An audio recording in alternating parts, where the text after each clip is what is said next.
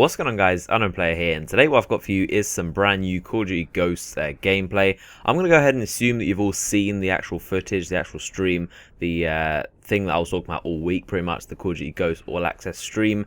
And so if you haven't seen it, then I'm going to leave two links in the description where you can find it. And but anyway, I'm just going to move on, because on my channel I don't really like to just re-upload videos straight up and put absolutely zero effort in. I like to break things down, kind of analyze, give a bit of suggestions, maybe try and point out things you might have missed. So anyway, I'm going to move on. I'm going to be pausing stuff and like talking over the audio. So if you haven't seen it, there are two links in the description where you can go and find the stream, and you can go and watch those back, and then you can come back to this video and hopefully I'll point out some things that you might have missed. But anyway, into the actual video.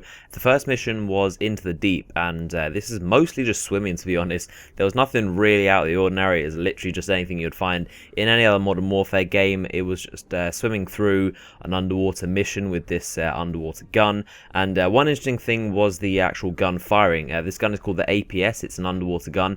It's actually a real gun. It actually exists in real life. It was developed by the Soviet Union, I believe, during the Cold War. And yeah, this is a real gun. It fires underwater, so that's pretty interesting. But apparently a side effect of it is that it's very, very weak, and it takes several bullets. You can even hear the character directing you saying it takes more than one bullet to actually drop someone. So you need to kind of be accurate and do it quick, I guess. So there was nothing really huge to this mission. Later on, you kind of see there was a big submarine that was blasting out these sonar waves at you, trying to kind of disorientate you, I guess, and trying to figure out where you were using location. And then later on, you pull out this kind of weird heat sensing lock-on kind of harpoon torpedo type thing that seeks after the actual submarine, and it blows up from the underneath. You guide it from a little kind of iPad looking thing, similar to the tablet that we've seen in like Black Ops 2. It's the thing that you used to call in your Hellstorms and Line of Strikes and things like that. And so it's a similar thing, and you kind of guide this torpedo lock-on thing, and you blow up the submarine, and then after that there's this whole big explosion. Typical cinematics, and that's all there is really. I can't imagine there being an underwater mission in multiplayer, so I can't really imagine any use for this gun other than just this mission. So I guess this is just something limited to single player, something cool, but I wasn't overly blown away by this mission. It was just something standard, just something cool to kind of show off underwater stuff and their fishes that they love to go on about.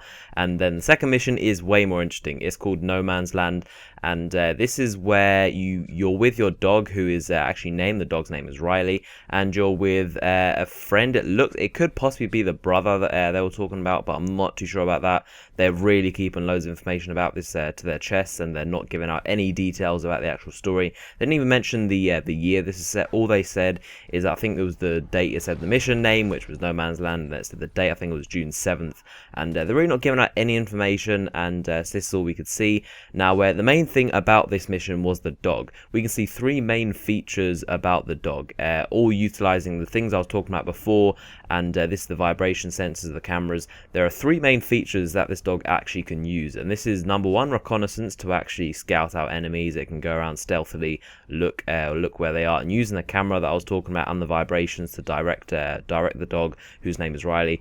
Using the camera, you can actually see through your feed on this tablet, again, this iPad thing, you can actually see what the dog is seeing, and you can kind of figure out what you want to do. And then the second feature is that you can bark. You can bark to distract the enemies, and they'll look at you, they'll come and check it out. And then you could either then direct the dog to attack, or you could actually shoot the players, so it's used as a diversion. And the third feature is the dog's attack. This is very, very interesting, something we've never seen before, and the dog will basically lunge forward at the actual enemies, and it will tear their necks apart. Incredibly violent, and it looks very cool. Possibly a kill streak. I'm not sure whether they actually implement this. I can't really imagine exactly how they would implement it. It looked pretty complicated, but it's a possibility. We never actually know, and it would be pretty interesting to be able to walk around this dog, this canine unit, around the map and start tearing at people's throats. And so that's all there was, to be honest. The gun that guy was holding for the entire mission, it looks very similar to the M27 that we've seen in Black Ops 2.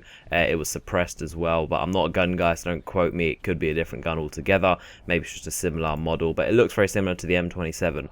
And so yeah, I was more impressed with the graphics of the second mission than the first mission, to be honest. The graphics don't look like absolutely blown away amazing. They do look pretty cool. I definitely see a difference between the previous CODs. Definitely see a little difference, and you can see there's some extra lighting and the particles and extra kind of additional fun stuff like that. But maybe it's because I'm just looking through like a 30 frames a second screen that's been live streamed at like 720p. It's been rendered and processed many times, and but I can't really see exactly what all they're all hyping up to. This doesn't look absolutely amazing like they're going on about, but maybe it's just because it's a very early version. It's like an alpha or something like that.